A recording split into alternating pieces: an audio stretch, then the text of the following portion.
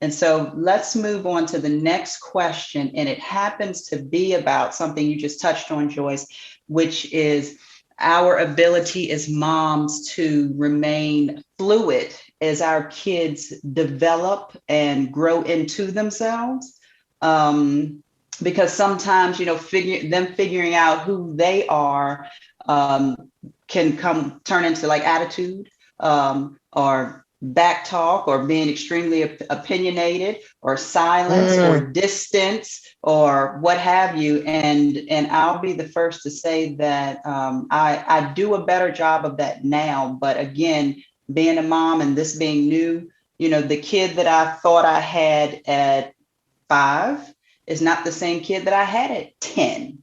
And so I have to be in a constant cycle of understanding this kid and knowing who they are as a person and their likes and dislikes and being willing to flow with that as they're little human beings, right? They're their own person, their own personality, and we can't and we shouldn't put them in a box and try to make them be what we want them to be. But that's not always easy to do that. And so has anyone else had any particular challenges when it comes to just being fluid with your kids coming into their own or some advice as you maneuver through that?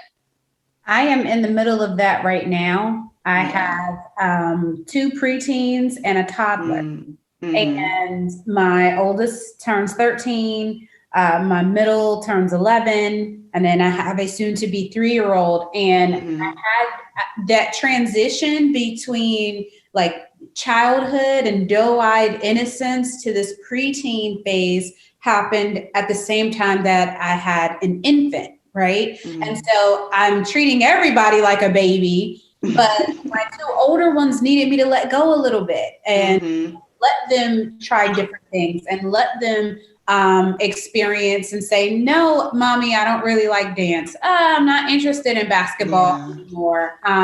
Their personalities are changing.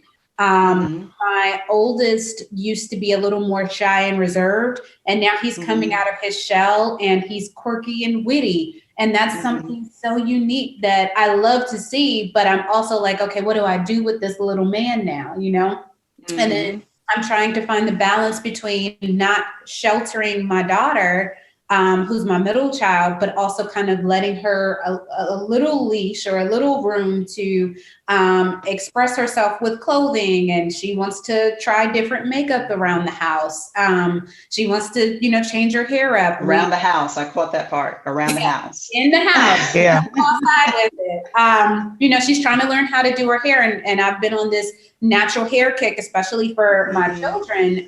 It's hard because I'm a military, previously active duty military mom. So doing everybody's hair and then my own hair wasn't, the easiest thing to do. So like, there's just so many different things that I'm dealing with, and I don't have an answer. I don't have any advice because I'm learning too.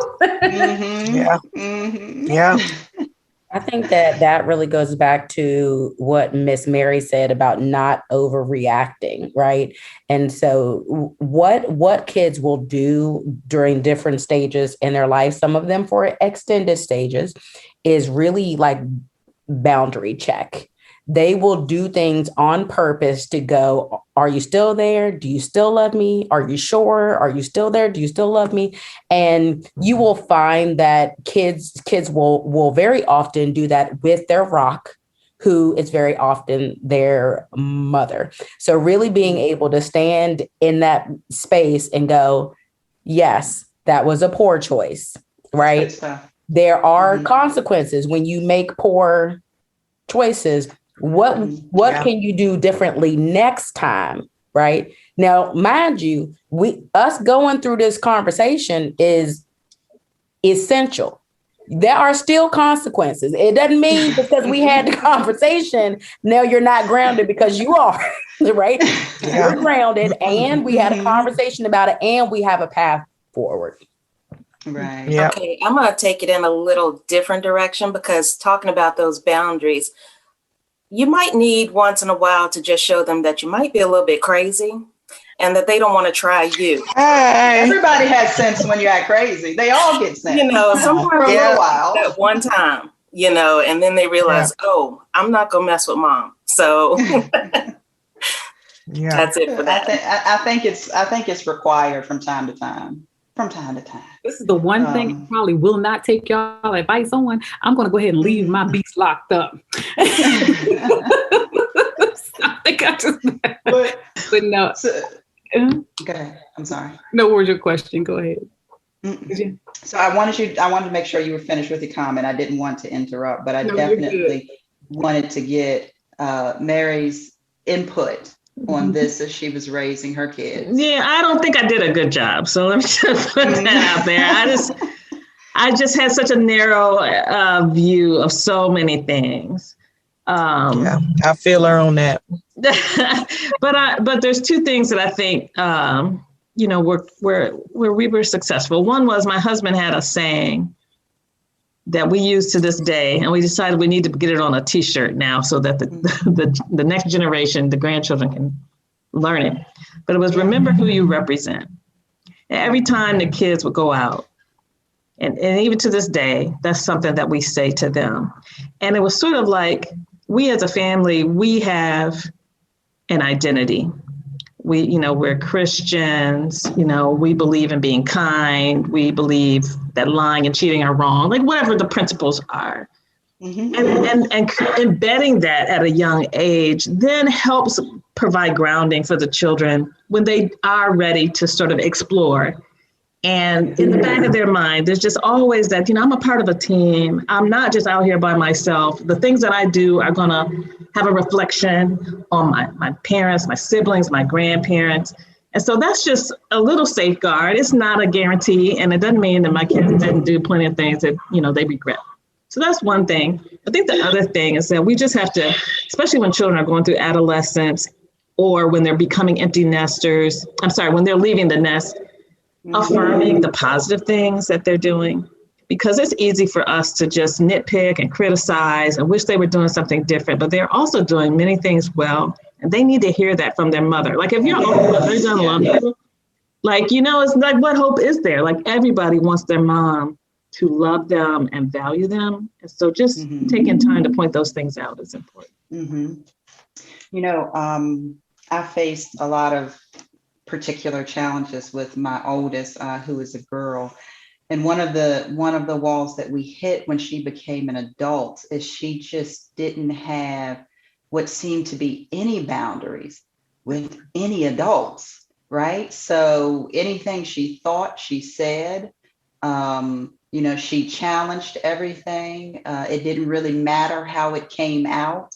And she'd be off in college and she'd call me, talking about how she may be getting ready to lose not an internship, but like a part-time job or something, because, she's having a disagreement with one of the adults that she works with. And, unfortunately, I have to, in my mind, I'm thinking, okay, you probably said something that you shouldn't have. But we have been in very heated debates about the fact that she doesn't recognize these boundaries and whether or not she's choosing not to, or whether or not she just doesn't know what they are. And so I struggled internally with that for a long while, because I was like, I know that I put more in you than what I'm seeing right now. I know I did a better job at this. You weren't raised to just, be going off at the mouth with whomever. So, why this is happening now, I don't know. But we do I personalize all of their choices and think about where we may have gone wrong. So I just have to keep going back to put the right thing in her. I have to trust that that's going to show up one day. But in between the here and the there can be pretty difficult. Max, she sounds like me. and she's going to school to be a lawyer. So if that, further explains my case. Yeah. She's very much like me, but what you'll find, and I pray that this is true for your situation as well. I was very much like that when I stepped out on my own. No one, I don't care your age, you couldn't tell me nothing. I got here by myself. I didn't have any help, all of this stuff, right? And as I got older and I hit my head and I kept going and I hit my head and I kept going, I was like, oh, maybe I should listen to someone. Maybe I should, take that advice. And I find myself even now calling my village, calling my aunties, even calling my dad sometimes and saying, hey, remember when you told me when I was 17 or when I was 22 that I should try this and it would work out better for me as opposed to doing it the difficult way? Well, 10, 15 years later, I took your advice, better late than never, and you were right. I find myself saying that a lot to the people. And see, Patty, that's what I'm trying to save her from. Right. And I've even our conversations have even resorted to, listen, if I can't teach you, life will. But I don't want life to, because sometimes life can be unforgiving. You know, it's just one of those things that we as parents deal with. And, I don't have the answers, but I'm trusting God and, keeping her covered in the blood that she'll be okay. Life can be an unforgiving teacher, but some of the best lessons that have made me the woman that I am and that have made me the mom that I am and the giver and the loving person and the person who gives people grace. One of the things that if you ever listen to my podcast, the thing that I say that keeps me going and that I think people find so attractive about me is that I give people grace because I know where I've come from and the things that I didn't deserve grace with that I received grace on.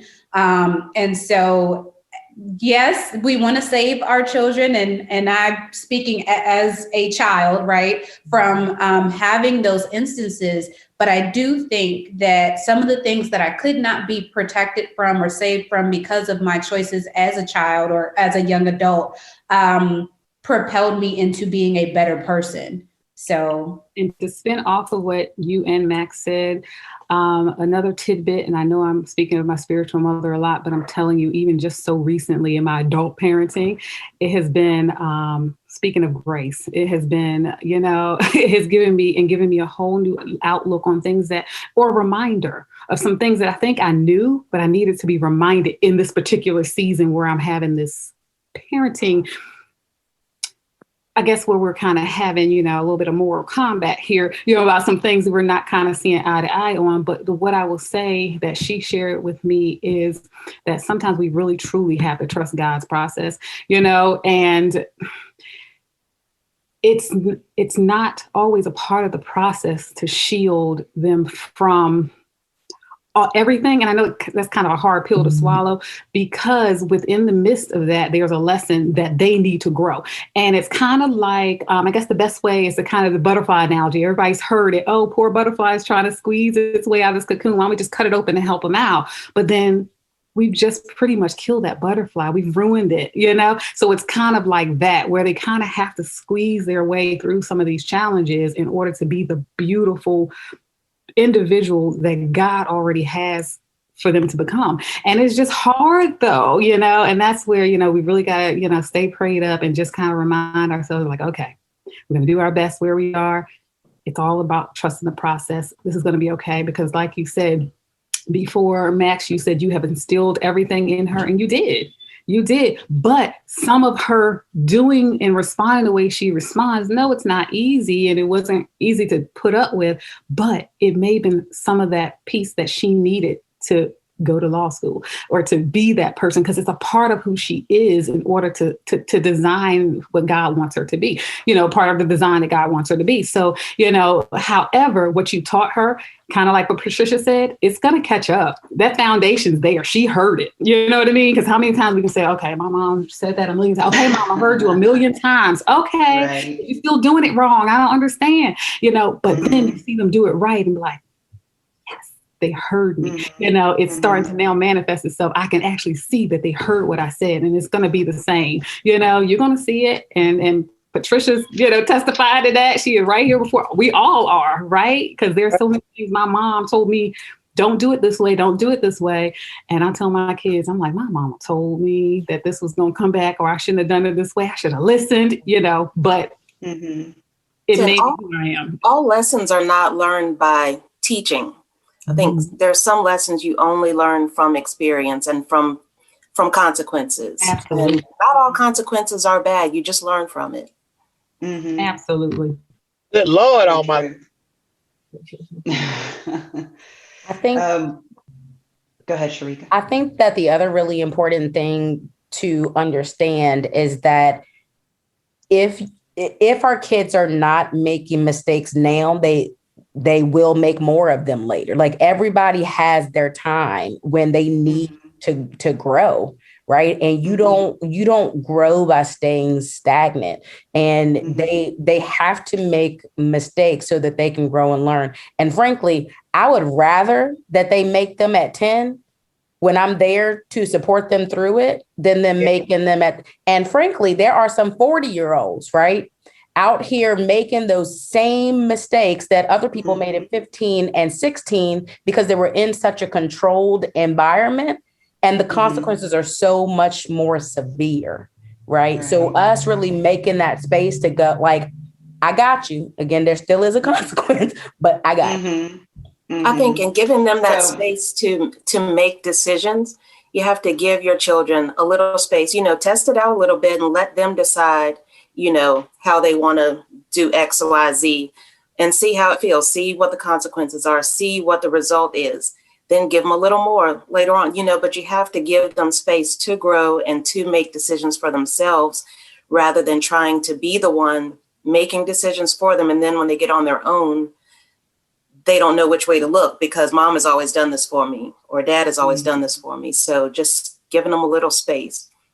And I can tell you one of the things that I have picked up that I have made my own mistake in allowing, like, my son to grow into, now that he's actually coming to that age where he's growing to a young man, was the fact that my daughter was first. She was so different.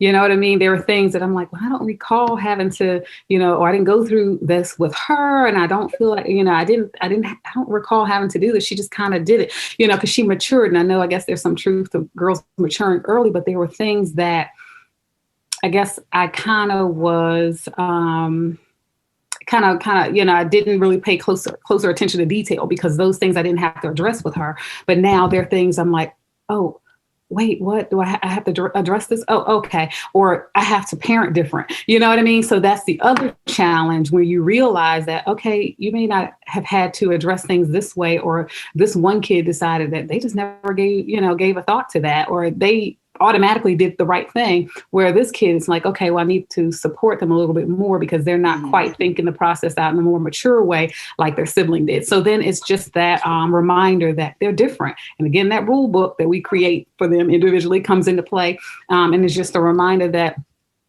sometimes the things that we may have allowed her, not about her being a girl or a boy, because that's one thing I said I was going to break the generational curse on.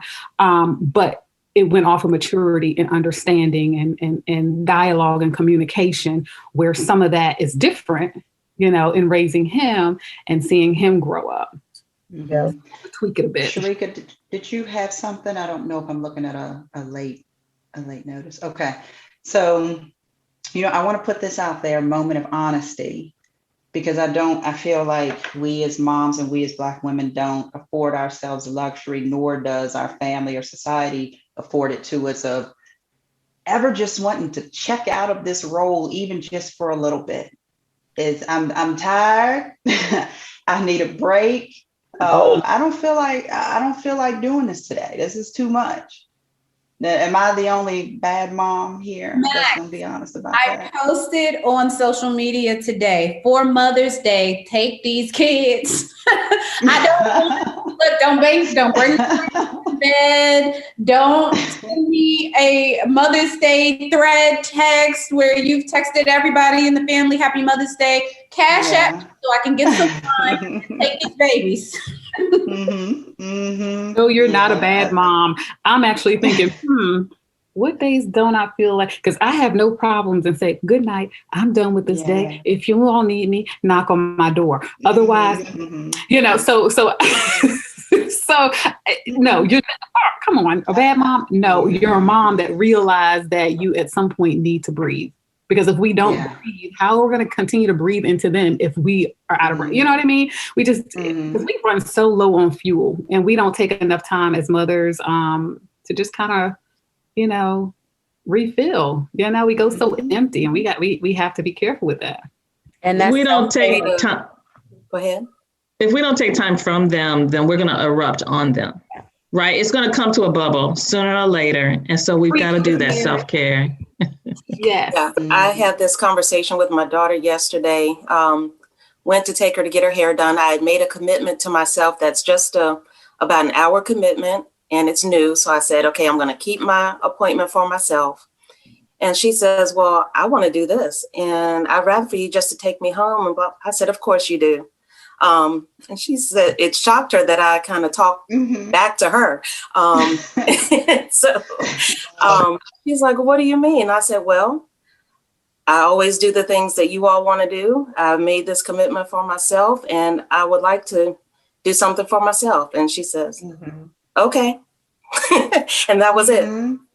And sometimes that's all it takes. You know, we let it go unspoken and assume that maybe they just ought to know that mom wants to do something or they should be a little bit more considerate. But sometimes our kids are mature enough to handle those adult conversations. You know, let me have something for me. And we want to be a role model, right? We want to be a role model to our daughters and to our sons on what balance is like for a hardworking woman. Right. So when he gets married and he's raising daughters, like he can have realistic expectations too. And men, I know this is a Mother's Day show, but men need that too. Like everybody needs a break and everybody should have time and space to care for themselves. And I know that this is going to air on Mother's Day.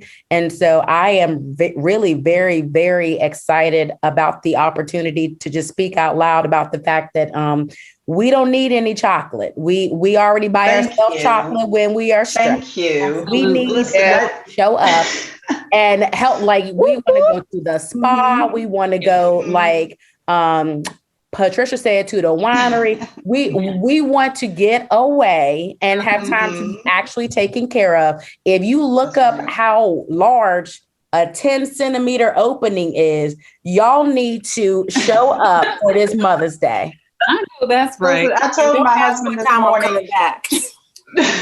And run away. My husband this morning, do not buy anything before you check with me. And that's the first year that I have ever done that. But I have just owned that agency, call it what you will. But I'm just like, I'm going to be very honest with you. Don't get a thing. Don't buy nothing. I'll tell you what I want. And then we can go from there. I want money and time. Money and time. There you go. There you go. There you go. I won't buy myself a gift. So we are winding down. I appreciate you guys' time today, sharing your time with us, having this great conversation, and just being, willing. When we talk about a village and we talk about what it takes to raise people or encourage people or build a community, these are the type of conversations that do that. And so I want to thank you so much for sharing your insight with us.